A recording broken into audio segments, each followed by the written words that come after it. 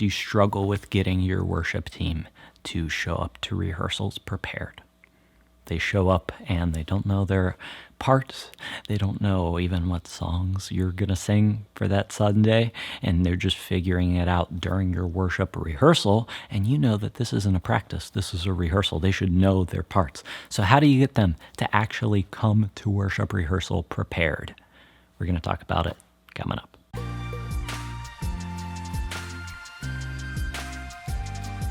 Hey, Spencer here from leadingworshipwell.com. This is the place where we talk about how to lead yourself well, lead your church well, and lead worship well. So if you're interested in that, click subscribe down below. But let's get into it, because today we're talking about how to get your worship team to actually come to rehearsal / Sunday mornings prepared, to actually know their parts. Maybe that you've been very frustrated with your worship team over the past few months, years, and because they show up and they don't know what they're doing when they come to your worship rehearsal. Well, I'm going to share with you 5 ways that you can help them overcome that. But before we do that, I want to hear from you. On a scale from 1 to 10, how prepared is your worship team for worship rehearsals? Is it like a 1 and it's like they show up and they have no idea even what songs you're doing? They've never even heard the songs. Or is it like a 10 where they show up and they nail every single part from the album note for note? Let us know in the comments below. I'll talk to you in a second.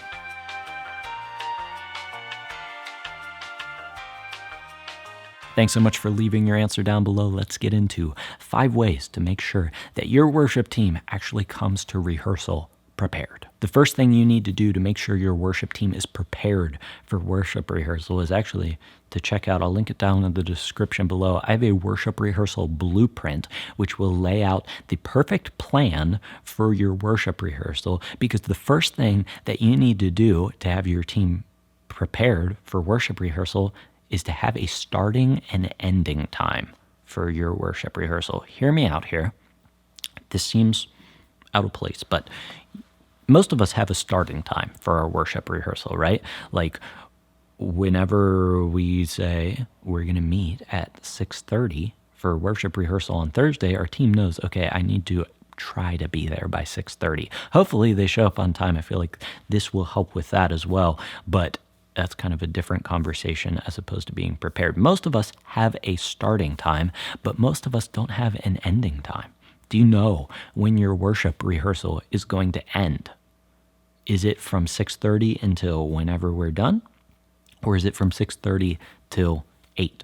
And this is really important when it comes to being prepared, because whenever you shrink the time that you have together, and it's not just open-ended and could go all night, people know, okay, we are going to have an hour and a half to run through these 4 or 5 songs, or 6 songs, or however many songs you do for Sunday.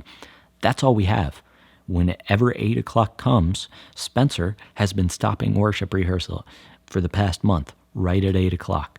And so I need to make sure that I know what I need to do before I get to worship rehearsal, because we just don't have that much time. But whenever your worship team is like, well, we can get there, and I know it's going to be like a really long rehearsal, so I'll just figure it out when we get there. If you don't give them that option, then the only option they have will be to be prepared for worship rehearsal. So pick a starting and an ending time for your worship rehearsal. Leave it in the comments below. Let me know when you have your worship rehearsal and what the starting time is, 6 o'clock, 6:30, 7, whenever it is, and the ending time. Commit to it. The second thing you need to do is to actually have a plan for your worship rehearsal. All right, so we started really simply. You have a starting and an ending time. Now, what do we do in those in-between moments? And like I said before, check out the link in the description for the worship rehearsal blueprint I put together. It'll walk you through a good plan for your worship team to help lead them, not just musically, but spiritually and relationally as well. But you need to have a plan, because that shows your worship team that you're serious, that you aren't just showing up and just kind of running through the songs however you want. They need to see that you're serious about this. They need to see, okay, Spencer does like a devotional at the beginning and a check-in time, and then we've got the musical time, and then we pray at the end. And this musical time, not only do we only have 2 hours for our worship rehearsal because there's an official starting and ending time, but there's only an hour out of those 2 hours for the actual music time. That's the plan that we have in place. And during that time, we're going to run through the set list from start to finish as if we were doing it on Sunday morning. And we aren't starting and stopping over and over and over again so that the guitar player can figure out the one chord in the chorus whenever I sent you the guitar chords a month before, right? Like, no, we need to have it in place. And that will help your team come prepared. Whenever they see that you're serious, they'll start to take it seriously as well. Which brings us to point number 3. Get your team what they need well in advance. And you know what that looks like for your team. Maybe the reason that your team isn't prepared is because you pick out the songs the night before your worship rehearsal. And you just send them a text like, hey, we're doing these songs tomorrow. I'll see you then. Like, of course they're not going to be prepared then. Some teams even need more than a week notice. Like whenever I led worship with a group of people who I had been leading worship with for like all my life, basically. Ever since I started leading worship, we had been leading for like 10 years together at this point. And I knew that I could send out the songs for Sunday like a week beforehand, and they would be ready with those songs. They'd be ready to play them at worship rehearsal. But at my new church where I'm at now, I had some new people to the worship team join. And so I sent them the set list really far out in advance. I said, these are the songs that we're going to be doing for our first Sunday that we play together. And then guess what? We worked on those songs for 3 months straight. And you better believe by the time our first Sunday came, they were prepared because I gave them plenty of time. So all of that to say is, you know your worship team.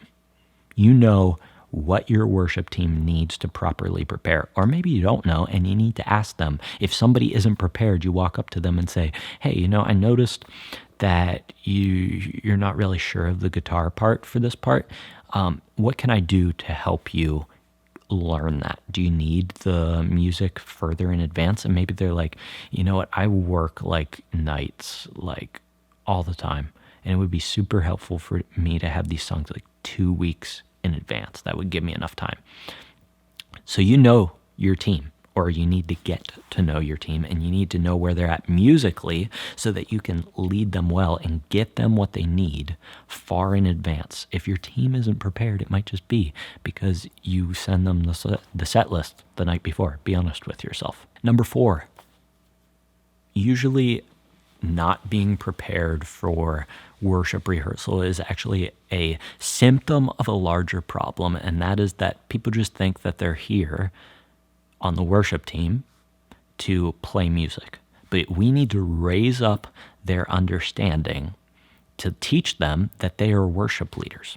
We are all worship leaders. Shameless plug, I wrote a devotional about that. I'll link that down in the description below. You can lead your team through that and see how they start leading your church better because they actually understand their role, that they aren't just musicians on a worship team. They don't just play drums. They don't just hit a bass, or they don't just hit a drum, play a bass.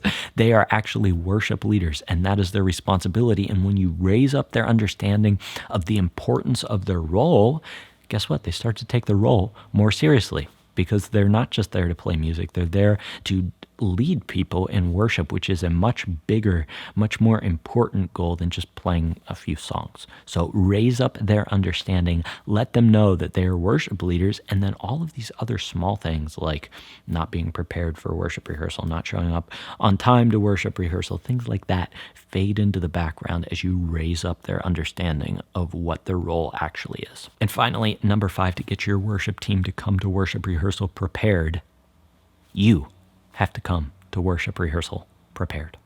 Ooh, you didn't like that one, did I? I feel like I've been guilty of this before, where I just show up and I'm like, I'm the worship leader. Like, I know these songs. I picked these songs out. I played through them. But sometimes we aren't prepared. And what does that communicate to our teams when we show up and they ask us a question about a song? What do you want to do in this part? And we're like, I haven't really thought about it.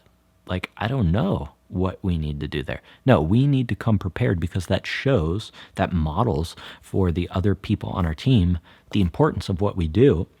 And it models that we do need to be prepared. And if you implement these other steps that I talked about earlier in this video, then you'll have a plan for your worship rehearsal, and you'll know that you need to be prepared musically so that you can execute on that plan. So I'm going to say it one more time. It's all about the structure of your worship rehearsal. So click the link in the description below to the free blueprint that I put together, the worship team rehearsal blueprint. That'll lay out a step-by-step guide of how you can structure your worship rehearsal to lead your worship team well, spiritually, relationally, and musically. There you go. That's how you get your worship team to come to worship rehearsal prepared. Do those things. Have a plan in place. Shrink the time of your worship rehearsals, and people will be forced to focus more. Get them what they need further in advance. You set the example for them of what it looks like to be prepared, and raise up their understanding of what it means to be on the worship team. They aren't just musicians. We are all worship leaders. Thanks so much for joining me today. Until I see you in the next video, keep leading worship well.